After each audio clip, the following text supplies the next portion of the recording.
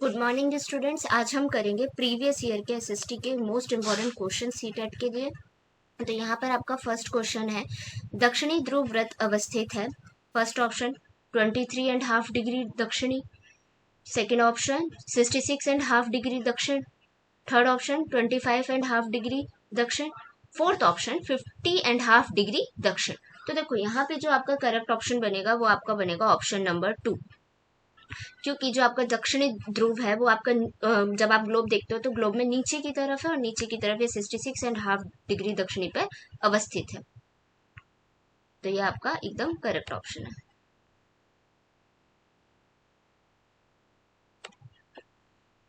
Next question है आपका, किसी स्थान विशेष पर समय की समझ व गणना हेतु निम्नलिखित में से किस पूर्व संप्रत्यता की आवश्यकता होती है?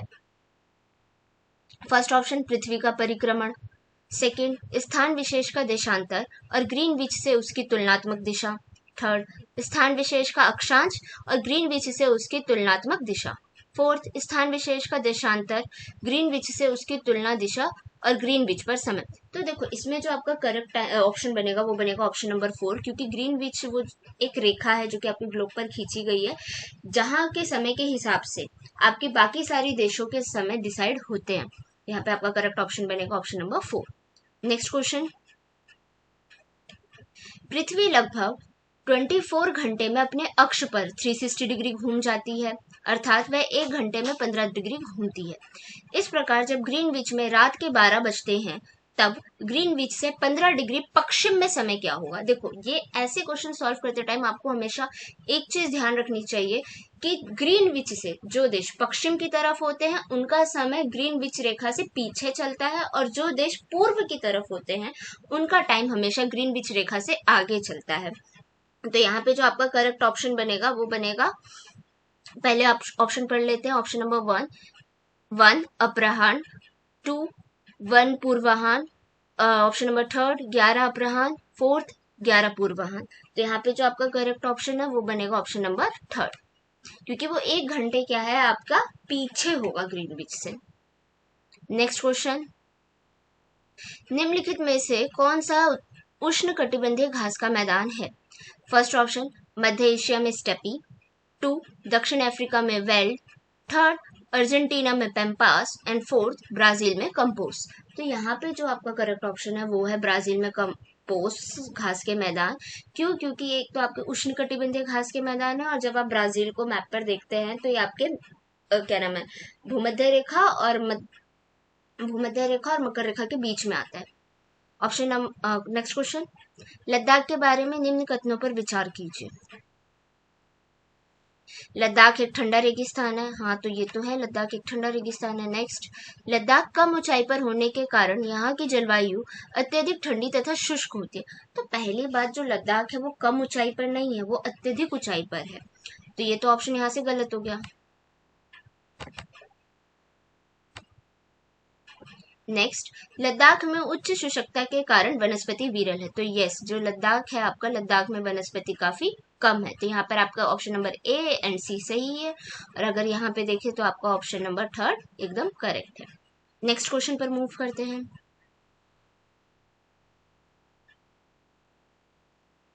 नेक्स्ट क्वेश्चन ये रहा, यहाँ पर आपको मैचिंग करनी है। देखो पृथ्वी की परत और यहाँ पर उसकी पृथ्वी की परत में से कौन कौन से तत्व मिलते हैं, तो आपको ये बताना है इनमें से कौन सा सही सुमेलित नहीं है। इस नहीं वर्ड पे बहुत ज्यादा ध्यान देना, बच्चा अक्सर ये भूल जाता है और ये गलती कर देते हैं। महाद्वीपीय सहती सिलिका एवं मैग्नीशियम, तो नहीं, ये नहीं है, उसमें सिलिका और मैग्नीशियम नहीं पाया जाता। ऑप्शन नंबर 2, महासागरीय प्रॉपर्टी में सिलिका और एल्यूमिनियम, नहीं, महासागरीय जो आपकी प्रॉपर्टी है वहां पे सिलिका और एल्यूमिनियम नहीं पाया जाता है। क्रोड में निकल व लोहा, तो ये भी गलत है, क्रोड और निकल भी नहीं पाया जाता। तो यहाँ पर ये तीनों ही गलत है। यहाँ पे आपका करेक्ट ऑप्शन बन जाएगा ए, बी और सी सभी, क्योंकि तीनों ही गलत है यहाँ पे। नेक्स्ट क्वेश्चन, निम्नलिखित में से कौन सी मौसमी पवनों का उदाहरण है? पहला, भारत में मानसूनी पवने, सेकंड, भारत के उत्तरी मैदानों की लू, थर्ड, पूर्वी पवने, फोर्थ, पश्चिमी पवने। तो यहाँ पर जो आपका करेक्ट ऑप्शन बनेगा वो बनेगा भारत में मानसूनी पवने। मानसूनी पवने ही मौसमी पवनों का उदाहरण है। नेक्स्ट क्वेश्चन, भूगोल की कक्षा के पश्चात विद्यार्थियों द्वारा जल पर बनाए गए कथनों ए, बी और सी को पढ़िए तथा सही विकल्प का चयन कीजिए। विद्यार्थी ए, जब तेज वायु सागर के ऊपर सतह पर जल को रगड़ती है तब तरंगे उत्पन्न होती है। तो ये कथन तो ठीक है, जब आपकी वायु ऊपर से चलती है तो उस पर रगड़ खा के तरंगे बनती है। नेक्स्ट, तेज वायु चलने पर सुनामी उत्पन्न होती है।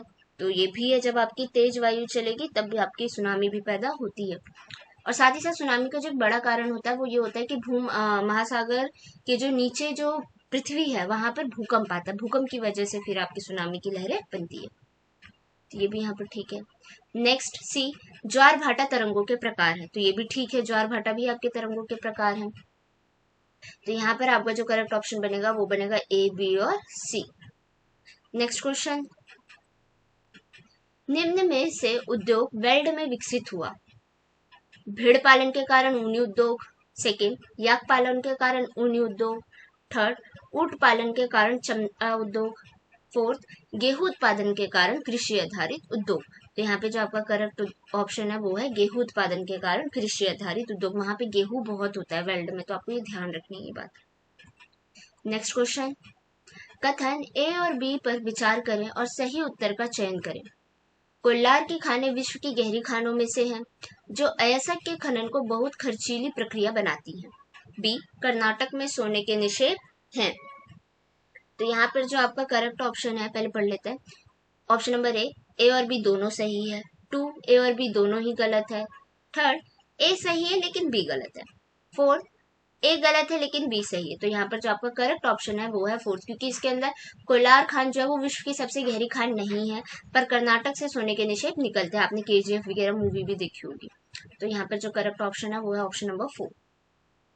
नेक्स्ट क्वेश्चन, बायोगैस और ईंधन में समान लक्षण क्या है। मतलब ये क्वेश्चन आपसे ये पूछ रहे हैं जो बायोगैस होता है और जो ईंधन होता है दोनों में क्या चीज कॉमन है। फर्स्ट, दोनों को बनने में लगभग समान समय लगता है। तो नहीं, ये गलत है, दोनों को बनने में समान समय नहीं लगता।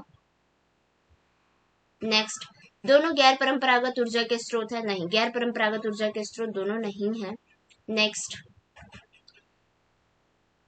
दोनों हरित गृह प्रभाव का कारण बन सकती है।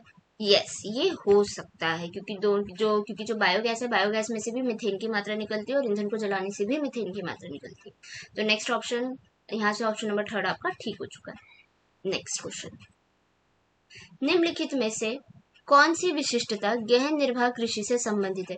जो गहन निर्वाह कृषि की जो विशेषता होती है आपके यहाँ से वो पूछा जा रहा है। ऑप्शन पढ़ते हैं। छोटे भूखंड और साधारण औजार। तो ये तो ठीक है, क्योंकि जो गहन कृषि होती है उसमें लोग जो किसान होते हैं वो छोटे भूखंड पर साधारण औजार के साथ खेती करते हैं।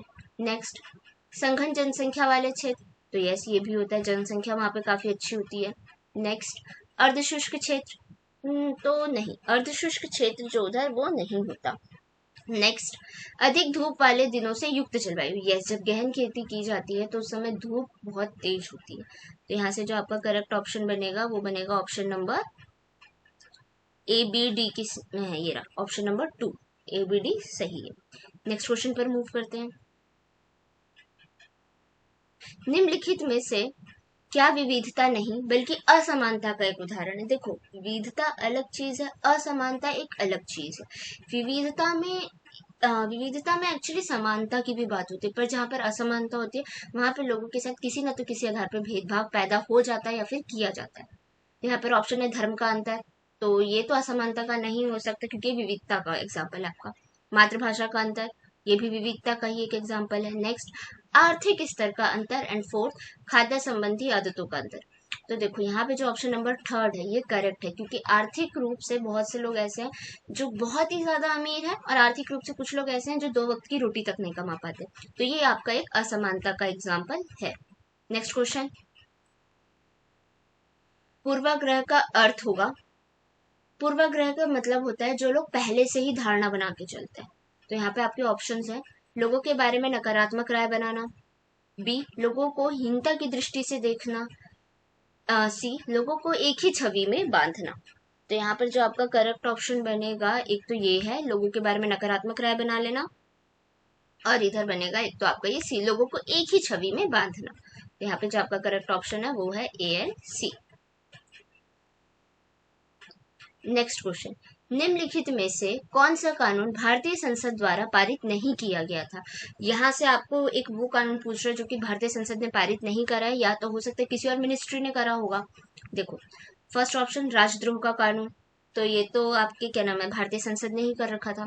सेकंड, घरेलू हिंसा अधिनियम, ये भी भारतीय संसद ने करा था। थर्ड, स्ट्रीट वेल्डर्स पथ विक्रेता विनियम अधिनियम, तो नहीं, ये आपका भारतीय संसद ने नहीं करा था। ऑप्शन नंबर 4, हिंदू उत्तराधिकारी अधिनियम, ये भी आपका भारतीय संसद ने करा था, तो यहाँ पे आपका करेक्ट ऑप्शन बना स्ट्रीट वेल्डर्स पथ विक्रेता विनिमय अधिनियम। तो अब बाकी की क्लास में कल मिलते हैं। बाकी थैंक यू।